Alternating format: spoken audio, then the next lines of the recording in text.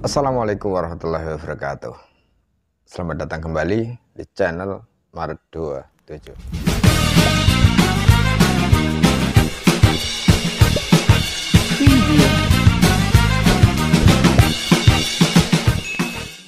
Habaib itu mulia karena di dalam dirinya ada darahnya Nabi SAW.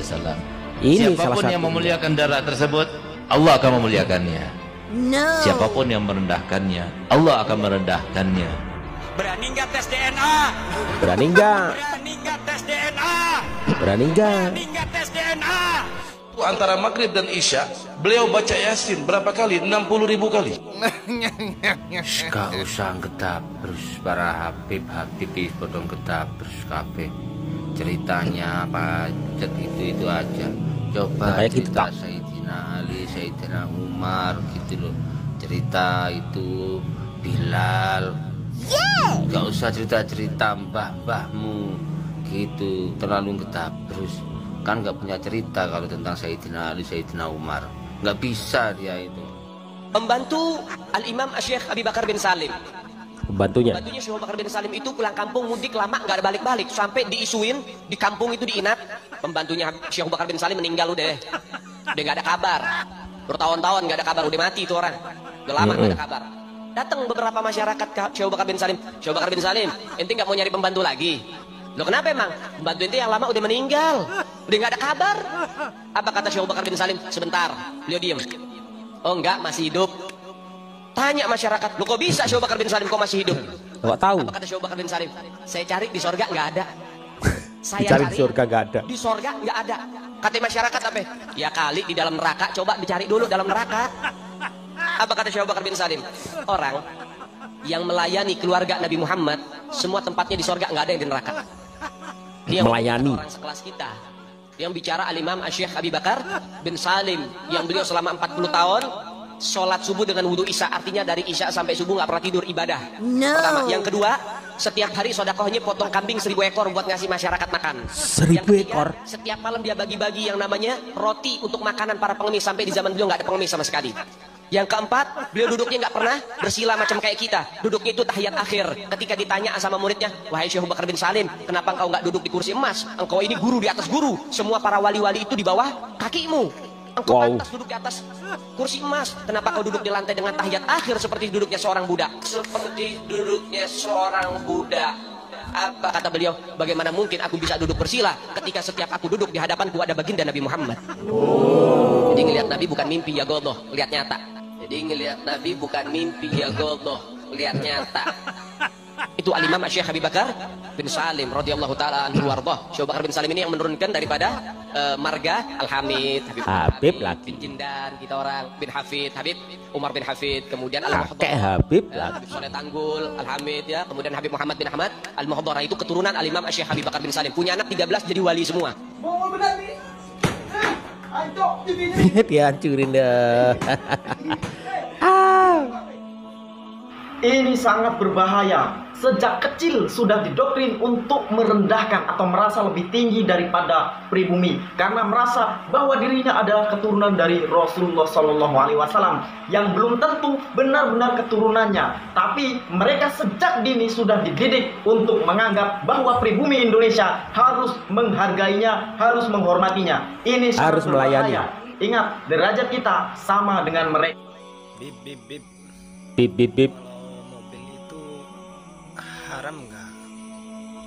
Oh enggak, karena itu buatan Yahudi. Terus bib, bib, bib.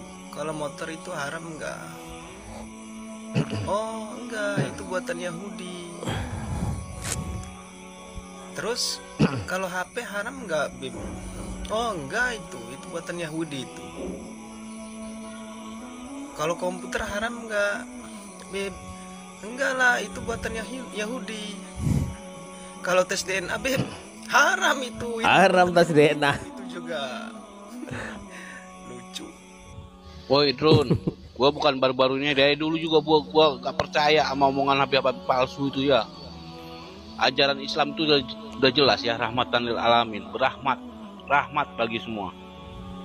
Begitu juga apa yang diajarkan Nabi Muhammad itu teduh, penuh sopan santun, Dari awal gue lihat si Rizik dan kroni-kroninya itu yang mulutnya kasar itu udah nggak percaya gue kalau dia itu orang Islam ya. Kalau orang benar-benar orang Islam nggak mungkin cara-cara kasar, cara busuk, cara apa namanya jelek itu mereka gunakan untuk memperbesar Islam, yang nggak mungkin. Islam ini rahmatan lil alamin. Cara penyebarannya penuh rahmat, tau nggak? Nggak perlu dipaksa-paksa orang untuk masuk Islam, diancam-ancam. Orang beribadah kalian ancam-ancam, kalian larang. Mana boleh kayak gitu, ha? Itu sifat setan yang kayak gitu tuh. Biarkan mereka berpikir mana yang benar, mana yang enggak, ya kan? Bukan dengan paksaan, tau nggak? Boy, kalian tuh kalau nganggap itu Habib, serah kalian. Tapi kami yang waras, yang cerdas ini, yang pinter ini, nggak bakalan ikutan kalian, tau nggak? Kita tuh harus paham, sejarahnya ada nggak pernah. Terus nasabnya nyambung nggak? DNA-nya ada nggak? DNA Nabi, DNA Arab aja enggak, apalagi DNA Nabi. Kalian tuh ya, jangan asal-asalan ikut orang itu dibilangnya dari dulu emang mereka itu turun Nabi. Dari dulu kan mereka ngebohongin kita semua, terus mau ikut-ikutan dibohongin juga sampai sekarang. Harus sadar. Dulu tuh mungkin kakek-kakek kita nggak peduli kayak gitu karena mungkin perasaan mereka nggak enak, buka aib orang saudara tuh. Sekarang nih jangan dibiasain, jangan biarkan kebohongan itu berlarut-larut. Kita harus buka semuanya itu. Jujur, kalau memang keturunan Nabi ya harus kita hormati. Kalau bukan ya lepaskanlah hal-hal seperti itu. Halo. Buat Anda yang berjenggot-jenggot panjang yang pakai serban putih, silahkan Anda mengaku diri Anda sebagai keturunan Tuan Takur, keturunan Fir'aun, keturunan Majapahit, keturunan setan belek, terserah Anda. Yang penting Anda jangan mengaku Anda sebagai keturunan Nabi, cucu Nabi. Karena masyarakat Indonesia itu percaya walaupun Anda tidak berani tes DNA.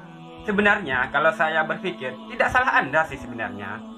Makanya saya hadir untuk memberi asumsi buat masyarakat Indonesia biar ada isi kepala dalam berpikir bahwa Anda itu cuma hanya sekedar canda tawa Anda supaya Anda bisa dapat amplop, ya kan? Orang Indonesia ini terlalu fanatik masalah agama, makanya dungunya kelewatan. Mentang-mentang Anda itu pakai jubah-jubah segala macam, mereka sudah percaya bahwa Anda keturunan Nabi, bahwa Anda cucu Nabi. Beda dengan saya. Kalau saya mah tidak bakalan percaya sama Anda. Nah, cuman saya di sini membahas membela sebenarnya ya, membela masyarakat Indonesia supaya tidak dungu gitu loh. Sekian banyak video saya membahas tentang Anda semua. Tidak ada yang marah pengikut Anda. Disitulah dungunya orang Indonesia. Kenapa PBNU mati-matian membela para Habib, bahwa Habib ini adalah keturunan Nabi? Ada dua alasan menurut beliau. Ada dua alasan. Ini akan meruntuhkan sanad keilmuan. Yang kedua adalah menurunkan kredibilitas ulama sepuh. Dua alasan ini benar-benar tidak logis dan menyimpang dari keilmuan. Alasan menyimpang pertama dari keilmuan, bahwa akan meruntuhkan sanad. Perlu diketahui bahwa sanad nasab itu berbeda dengan sanad keilmuan. Sanad itu berjalan sesuai dengan jalurnya masing-masing. Sanad keilmuan ini adalah bercampur, bisa zuriyah Nabi juga bukan zuriyah Nabi, ini pelaku sanad. Maka apabila Ba'alawi ini benar-benar bukan cucu Nabi, ini sanad keilmuan tidak masalah, tidak akan runtuh. Kemudian alasan kedua yang tidak logis, justru peristiwa ini kenapa sekian puluh tahun tidak terungkap kepalsuan Ba'alawi? Ini saking ulama sepuh ini menjaga kedisiplinan ilmu. Beliau itu sangat mengamalkan ilmu. Baginda Nabi telah berwasiat, barang siapa yang membuka aib saudaranya muslim, maka Allah akan membuka aibnya di dunia dan di akhirat. Ini ulama sepuh tidak mau membuka aib saudaranya muslim. Ba'alawi itu sudah dianggap saudara muslim, dan dia punya aib, tahu ulama sepuh itu. Maka ulama sepuh ini menunggu biar Allah yang akan membuka aibnya. Dan kita itu harus mengerti juga bahwa ulama sepuh ini manusia, bukan malaikat. Salah Beliau ini juga. manusia yang punya sifat salah. Hanya satu orang di dunia ini yang maksum, baginda Nabi Muhammad SAW. Maka hari ini Allah sudah memenuhi janjinya untuk membuka aib yang telah berusaha membuka aib orang lain. Barang siapa yang hari ini menentang pekerjaan Allah, maka dia akan kualat. Inilah hakikat kualat, berdasarkan ilmu, bukan berdasarkan nafsu.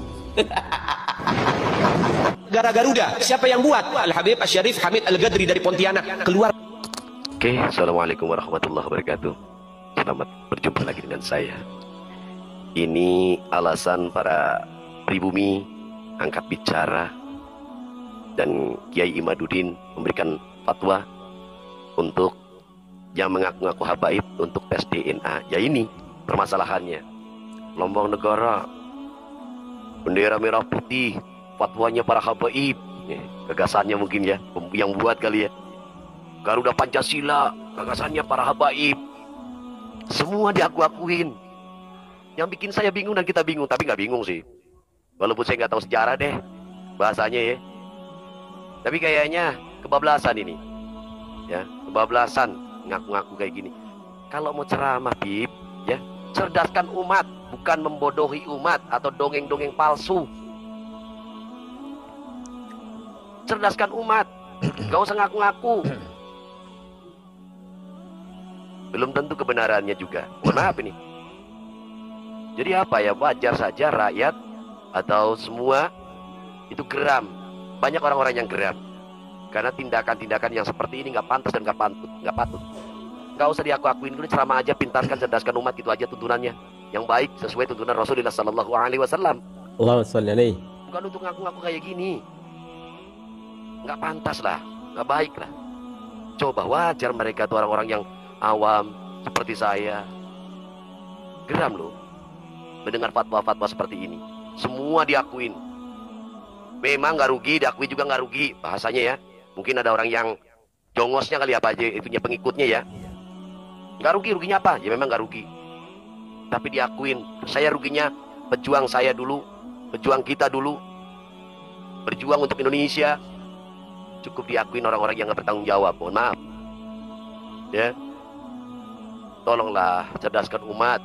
Nggak usah ngaku saya sebagai turunan ini nggak usah. Tapi sampaikan walaupun satu ayat. Itu jangan terlalu dibodoh-bodohi umat ini. Ya. Begitu aja pesan dari saya.